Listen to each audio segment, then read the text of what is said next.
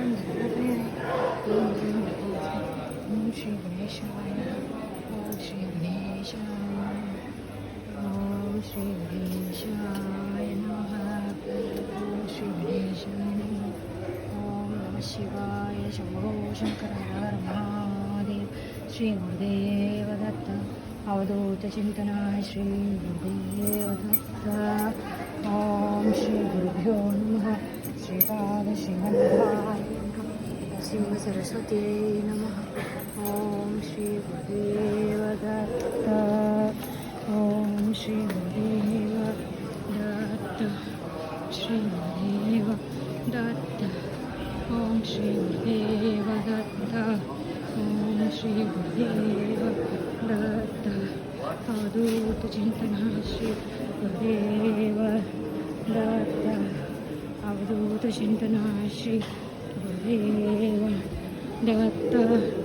ఓం శ్రీ గురుదేవ దత్త శ్రీపాద శ్రీవల్లభాయ నరసింహ సరస్వతి శ్రీకృష్ణ పరబ్రహ్మణ్యే ఓం శ్రీ గురుదేవ దత్తాయ నమః శ్రీ గురుదేవ దత్తాయ నమః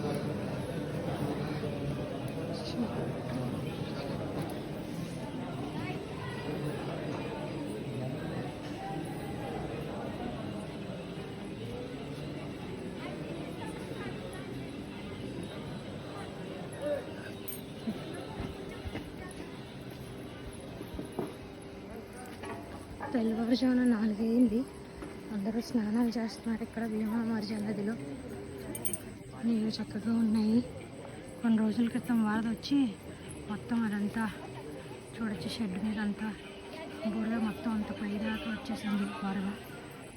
ఇక్కడ స్నానం చేసిన వాళ్ళకి ఆ వెనకాల చేంజింగ్ రూమ్స్ ఉన్నాయి లేడీస్కి. అంతా బరద మొత్తం ఇదంతా మునిగిపోయింది.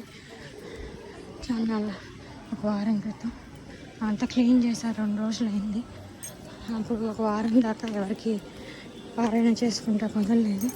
మొత్తం ఇక్కడ వరకు వచ్చేసింది. మీరు చూడొచ్చు ఇల్లైనా.